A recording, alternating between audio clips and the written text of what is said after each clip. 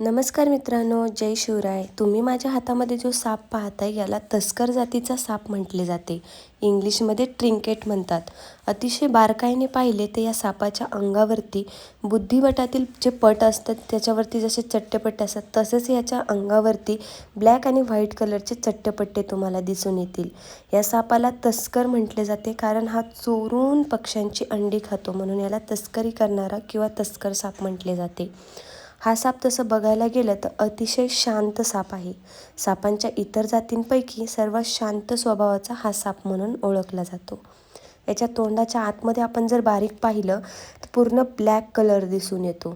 तर खूप सुंदर आणि शांत स्वभावाचा हा साप आता आपण निसर्गाच्या सानिध्यात सोडून देणार आहोत. तुमच्या परिसरात जर हा साप कुठे निघाला तर माझा व्हिडिओ नक्की बघा. व्हिडिओतला साप आणि समोरचा साप जर अगदी सेमच दिसत असेल तर या सापाला घाबरून जायचं काहीच कारण नाही. योग्य अंतर ठेवा आणि जवळील सर्पमित्राला कॉल करा. तुमच्या परिसरात म्हणजे शिक्रापूरच्या आजूबाजूला जे गावं आहेत या परिसरात जर कुठे साप निघाला तर तुम्ही मला कॉल करू शकता. फक्त शिक्रापूर गावापासून दूर 10 किलोमीटरच्या पलीकडे जर साप निघाला तर तुम्ही तुमच्या एरियातला सर्पमित्र बोलवा. मला कॉल करून त्रास देऊ नका. धन्यवाद मित्रांनो. निसर्ग जपा.